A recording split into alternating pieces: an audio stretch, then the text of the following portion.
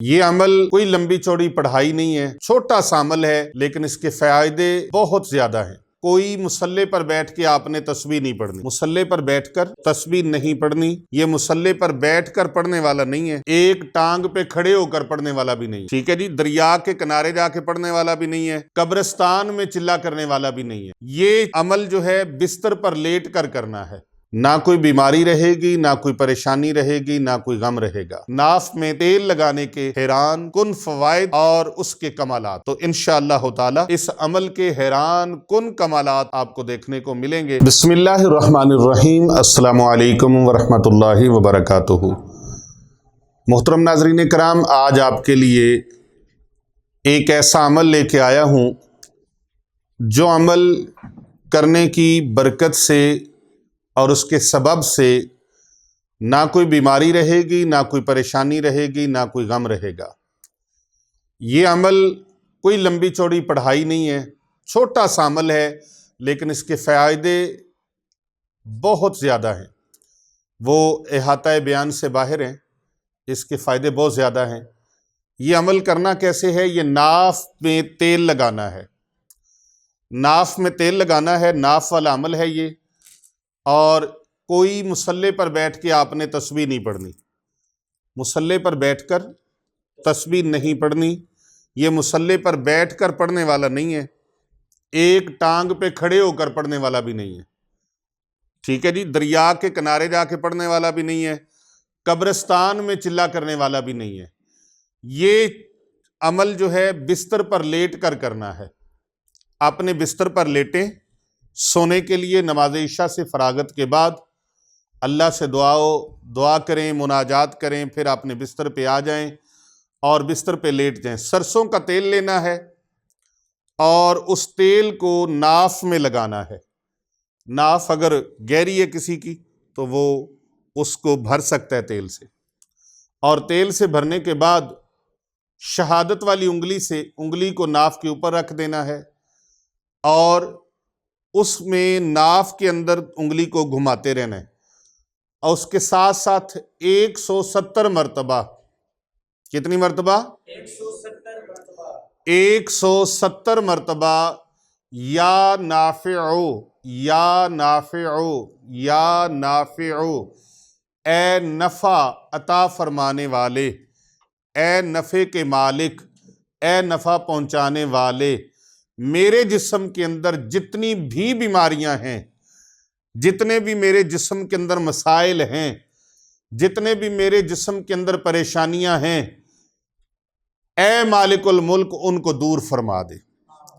بس ناف کے اندر انگلی گھماتے جانا ہے، یہ دیکھ رہے ہیں آپ، اس طرح انگلی گھماتے جائیں ناف کے اندر، اور اگر وہ تیل خشک ہو جائے تو اور لگا لیں۔ 170 مرتبہ یا نافعو یا نافعو پڑھیں، یا نافعو۔ یہ میں آپ کو سمجھا رہا ہوں کہ نہ کوئی بیماری رہے گی، نہ پریشانی رہے گی، نہ ٹینشن رہے گی، نہ غم رہے گا، لیکن اس کے ساتھ ساتھ یہ تو روحانی فوائد ہیں اس کے، جو چند ایک میں نے آپ کو بالکل کوزے میں دریا بند کر کے بتائے ہیں، لیکن اس کے ساتھ ساتھ ناف میں تیل لگانے کے حیرت انگیز فوائد اور بھی ہیں، جس میں پہلا فائدہ یہ ہے کہ سر کی خشکی اور دماغ کی خشکی دور ہو جاتی ہے۔ ناف میں تیل لگانے سے سر کی خشکی، دماغ کی خشکی ختم ہو جاتی ہے، دور ہو جاتی ہے، کیونکہ اس ناف کا تعلق انسان کے وجود کے ساتھ بڑا گہرا ہے۔ جب انسان ماں کے شکم میں ہوتا ہے تو یہ ناف ہی وہ ذریعہ ہے جس کے ذریعے سے اس کو خوراک پہنچائی جاتی ہے، یہ اس کی مین سپلائی لائن ہوتی ہے جس کی بدولت اس کو خوراک پہنچتی ہے۔ اور پھر بھول جانے کی کسی کو بیماری ہو، ضعف کی بیماری ہو، دماغ کی، دماغی ضعف ہو، دماغ کمزور ہو، یا اس کو بھول جانے کی بیماری ہو، تو ناف میں تیل لگانے والے انسان کی وہ بیماری بھی اللہ تعالیٰ دور فرما دیتا ہے۔ آنکھوں کے سامنے جن لوگوں کو اندھیرا چھانے لگتا ہے، وہ پاؤں کے بل بیٹھے ہیں، ہمارے واش روموں میں عموماً یہ ہوتا ہے کہ کئی ایسے ہمیں سننے کو واقعات ملتے ہیں کہ فلاں ہمارا فرد جی، فلاں ہمارا مریض واش روم میں گیا، اٹھا تو گر گیا۔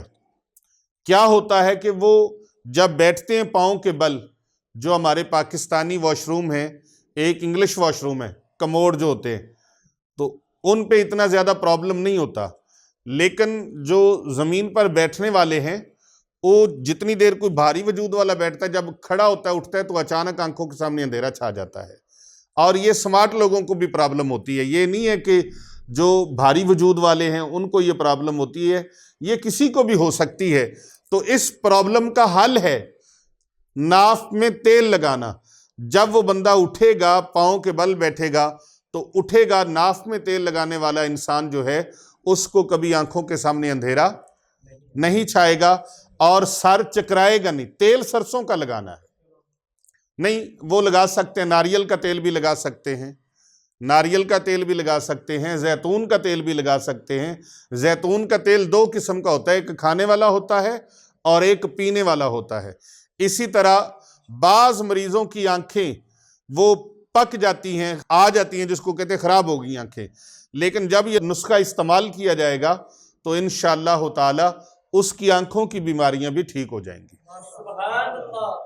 معدے کی بیماریاں بھی ٹھیک ہوں گی، اور وہ اس کے پیٹ کے اندر، اس کی رگوں کے اندر، آنتوں کے اندر جو کئی دنوں کا اور مہینوں کا اور سالوں کی اس کے اندر غلاظت خشک ہو گئی آنتوں کے اندر اور قبض کی صورت اختیار کر گئی ہے، وہ ساری چیزیں اس کی کلیئر ہونا شروع ہو جائیں گی، اور آپ جو ہزاروں لاکھوں روپے کی دوائیاں کھاتے ہیں ان دوائیوں کی ضرورت نہیں رہے گی۔ آپ گھر کے اندر یہ فارمولہ استعمال کر سکتے ہیں اور یہ ٹوٹکا استعمال کر سکتے ہیں، یہ نسخہ استعمال کر سکتے ہیں، کیونکہ ہونٹوں کا پکنا، جن لوگوں کے ہونٹ اکثر خراب ہو جاتے ہیں وہ لوگ بھی ناف میں تیل لگائیں، اس کی برکت سے اور اس کے سبب سے ان کو اتنا فائدہ ہوگا کہ ان کے ہونٹ پھٹنا اور پکنا بند ہو جائیں گے، ٹھیک ہو جائیں گے ان کے ہونٹ۔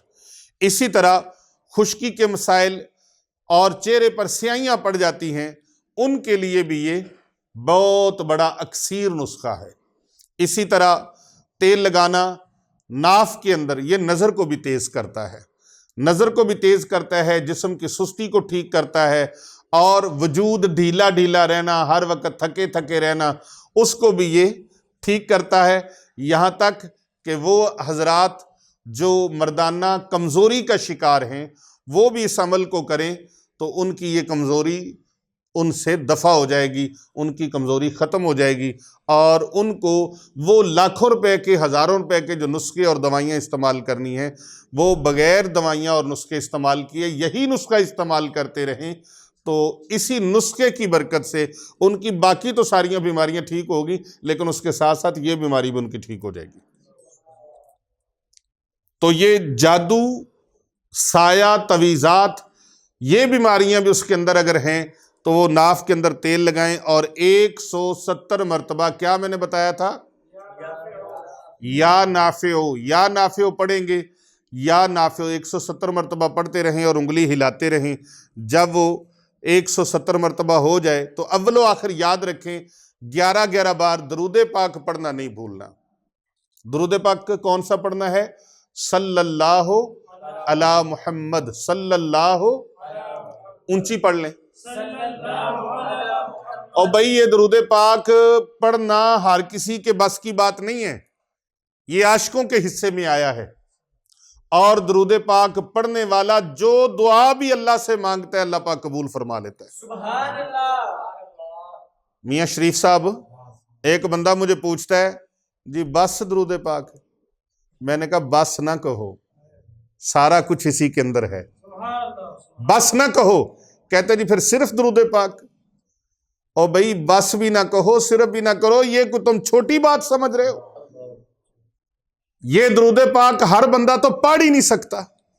درود پاک پڑھنے کے لیے اللہ نے پہلے سے لوگ منتخب کیے ہوئے، چنے ہوئے لوگوں کا کام ہے اللہ کے پیارے حبیب صلی اللہ علیہ وآلہ وسلم کی بارگاہ میں درود و سلام پڑھنا۔ اور یاد رکھیں درود پاک ایک مرتبہ کوئی پڑھتا ہے اللہ تبارک و تعالیٰ اس کو درجہ بلند فرما دیتا ہے، ایک نہیں 10 درجے اللہ پاک اس کے بلند فرما دیتا ہے، 10 گناہ اللہ تعالیٰ اس کے مٹا دیتا ہے، 10 نیکیاں اللہ پاک اس کو عطا فرما دیتا ہے۔ کیونکہ درود پاک پڑھنے والا جو ہے وہ کوئی اور کام تو کر ہی نہیں رہا، اپنے لیے تو کچھ مانگ ہی نہیں رہا، وہ کہتا ہے یا اللہ، اے اللہ اپنے پیارے حبیب صلی اللہ علیہ وآلہ وسلم پر اور ان کی آل پر اور ان کے اصحاب پر تو درود بھیج،